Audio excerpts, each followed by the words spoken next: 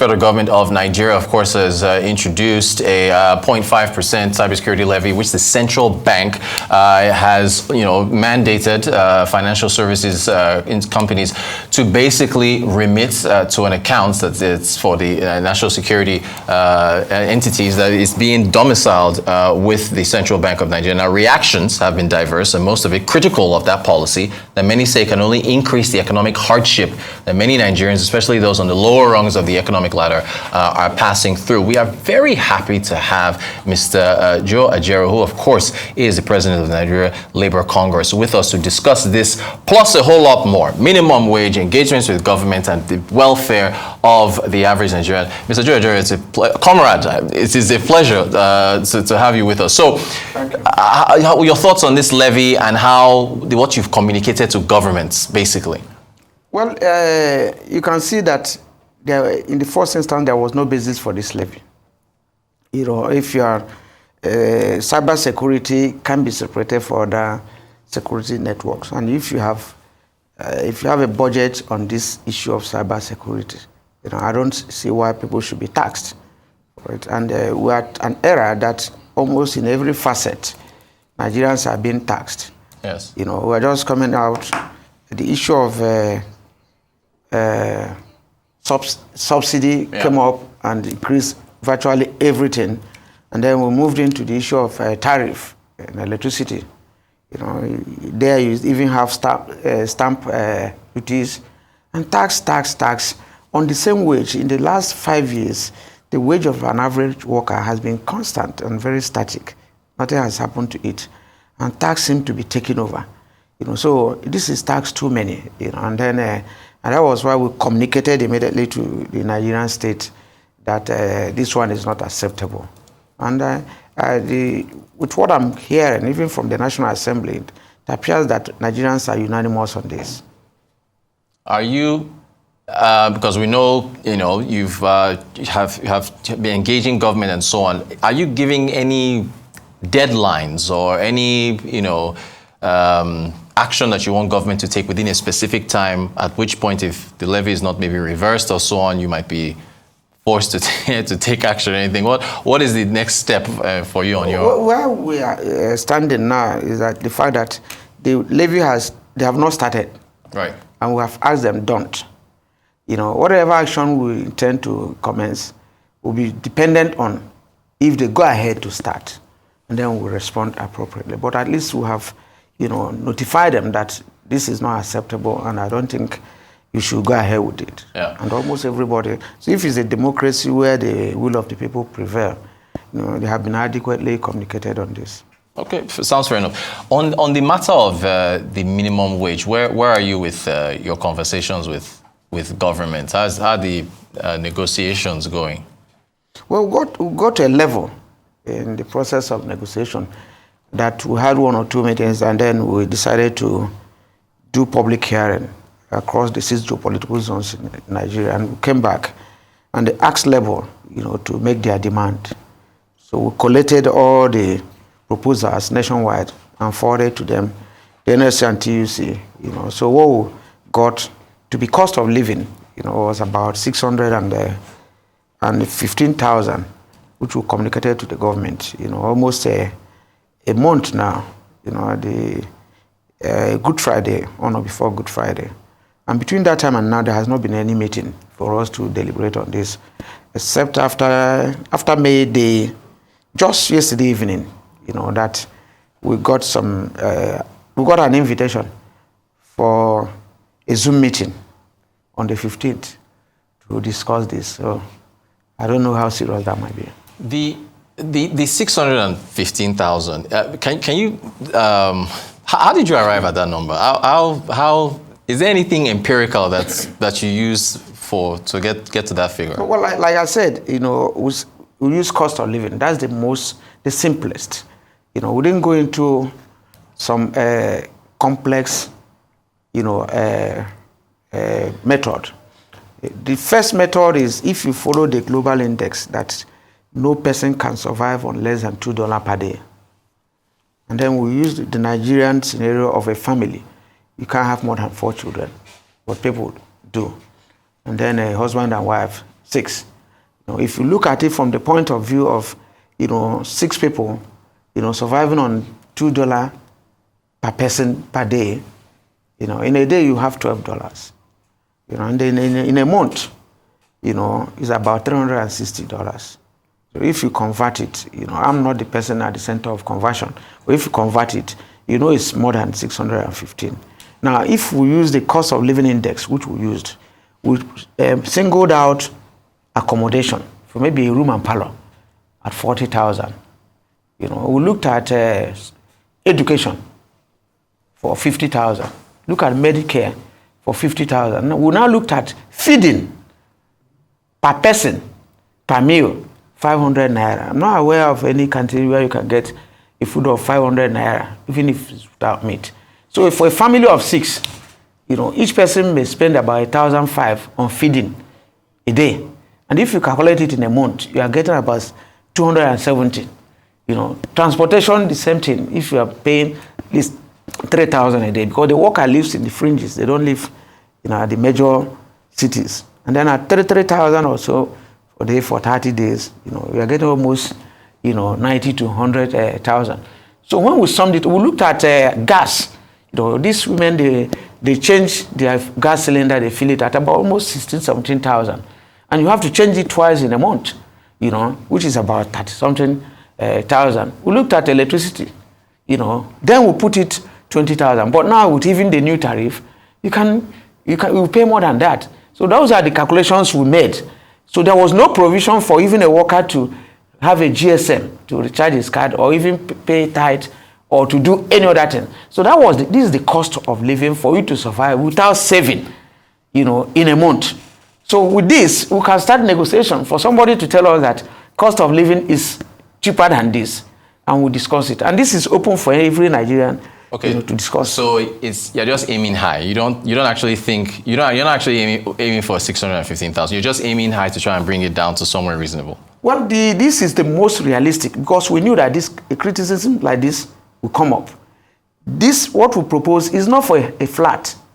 It's not for somebody that has even a motorcycle to service it or to buy fuel. It's not for somebody that has a car. This is the least, that's why it's minimum wage. So if other variables are checked, if you bring inflation down, definitely this thing will be down. If we negotiated before the removal of subsidy, Tennessee wouldn't have asked for more than 200,000 or 150. But when other variables pushed up, housing, transportation, whatever, you have to factor it into, your wage demand. And that's exactly what we have done. Right. Okay, so how is government, where do you want government to get the money to pay for? So for example, how many people do you know now that earn 615,000 naira per month? Many Nigerians. No, personally. Do you know personally? I know all the people in the National Assembly, they earn more than that. Okay, that's the National Assembly. So you're saying if you make it at the minimum level, doesn't that mean that higher ups, you're looking at 1 million, 2, 3, and do you realize what that happens to the scale? People still earn it here. All the governors, even those that their states are not producing anything, are earning high there. So there's a limited number of people in the National Assembly. Okay. You are saying that you want to spread that out to everyone. What we have demanded is not up to 10% of their earning. Right, but are you not concerned? Yes. That those class of Nigerians are earning and others are suffering? So if everybody gets if you raise the minimum wage to 600 to what the average National Assembly member makes, what then happens to the revenue, the earnings of the National Assembly member? Does that not get revised upwards? No, CEO in a bank, what does he get? If you go into wage analysis and wage evaluation, you check what they are earning and the job they are doing. Compared to what other people are doing. And I think this has to be standardized. Okay, what about the private sector? The private sector, there are some private sector people that are paying there higher. And they're almost all the private sector that are involved in production. Okay. I'm coming. I'm with you. That are involved in production economy. All their costs have gone up. So those that, wait now. Okay, go ahead. Those that produce toothpaste, it has gone up. Okay. Those that produce rice, it has gone up. Okay. It's wage that is constant. How do you manage that? So wages are a cost to a business. So if you are saying that you want the minimum wage to go to 615,000 for the toothpaste maker, wages are a cost. The business has to make revenues to cover that cost. So how will a business make the extra money to make up for that difference? The business is making extra money the very moment. Wait. The toothpaste maker now. Let's use the toothpaste maker. Wait, before now, the very moment the issue of subsidy was removed, all those things went up. And we met with government, and they said demand for wage. We are not going to revise this. And we are making trillions. No, you're not answering the question, Mr. Ajaero. Which question are you asking? Mr. Ajaero, see, there's something in economics called factors of production. Yeah, exactly. Land, labor, and entrepreneurship. Fine. Right. Now, these things come at a cost. If a person who makes chin-chin or pure water or toothpaste, they are currently paying their employees about 30,000, 35,000, 50,000 up to that amount. In fact, it's even probably about 35, 40,000. Exactly. What I'm asking you now is that a pure water manufacturer that has 4 staff, that is paying the staff 40,000 naira per month. You go and tell the government you want 615,000. Exactly. How does that pure water manufacturer go from paying staff 40,000 naira to 600,000? Where did they make the revenue from to make it up? Now you are cutting it short. Okay. That pure water worker that comes to work and pays 20,000 for transportation is now paying 60,000. How does he come to work? You're flipping the question. You haven't answered me. No. How does it, because you are looking at it. Wait now. You are looking at it from just one side. I'm looking at the employer. Now the employer. You're looking at the employee. The employer at that moment. Yes. The employer. How do you make more money? That was selling pure water at 5 naira. Has started selling at 10 naira. No. No. Can we be open? I'll be open. Fine. Yeah. So he has gotten his own. But meanwhile, that 40,000 you said he was paid. It's not enough for me to come to work. Yeah. But now, are we not going to strike a balance so that I can come to work? But who is he selling the pure water to? He's selling it to you and I, right? To you and I. How will he make the sales? I now agree with you that the same person that is still earning 40,000, that is constant, is still buying that pure water at 10 naira. Yeah, you're not being fair with me.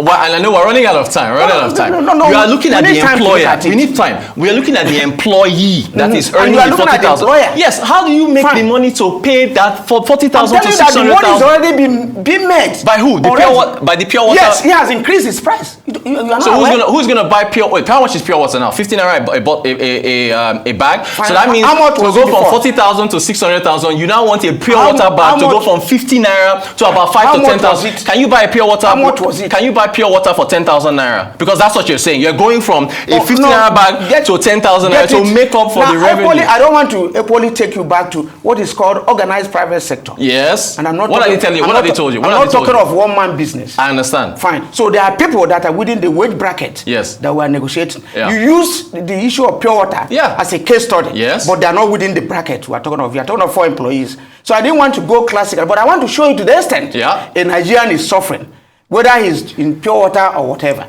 Okay, so what has the organized private sector told you about your minimum wage of 650? What are they saying? They are still they are in the committee. Are they saying it's okay? So wait, you're telling, because the members of the organized private sector who are employers themselves that are paying salaries, you are telling me that they have said to you they are the part of the tripartite committee, and they're okay. We are going to meet. I told you that we have made a proposal. We have sent a demand.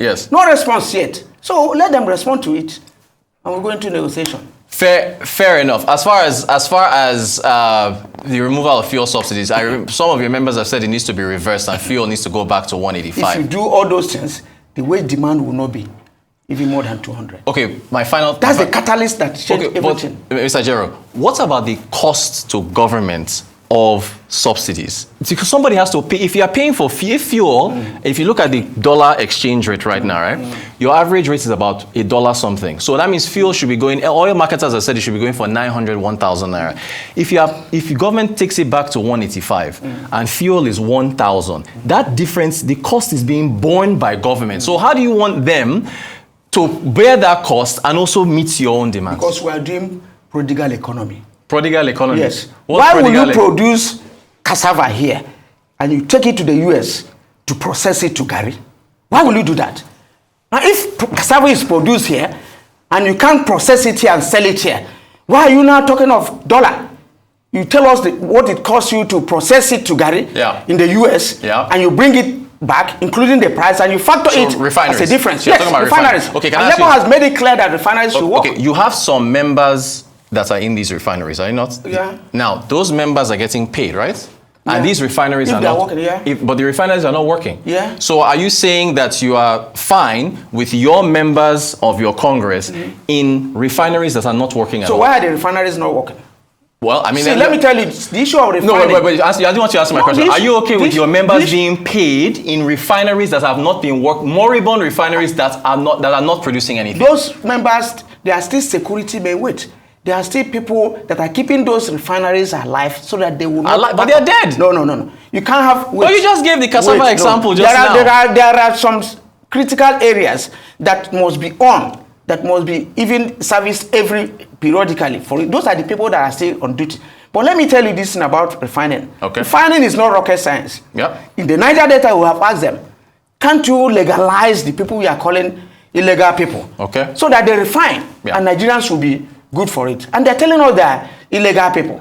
Meanwhile, people are refining. So, and you prefer to go and, get refined products and tell us the cost in dollar. And then for Nigerians to pay. That's not acceptable. Okay, but what you're saying is that the people who are engaged in illegal refinery, you want them to be... But they're committing a crime. No. It means is that you give them crude, license them, and then check the standard of what they are refining, and they're in like a cooperative, and then by that time they're official. Yeah. What stops that? And Nigerians will be better for it. Yeah. Rather than tagging them illegal when they know what they're doing. Mr. Ajaero, we have to go. My final question to you is: are you a socialist or a capitalist? That's my final question. I'm a welfarist. You're a welfarist. Thank you very much.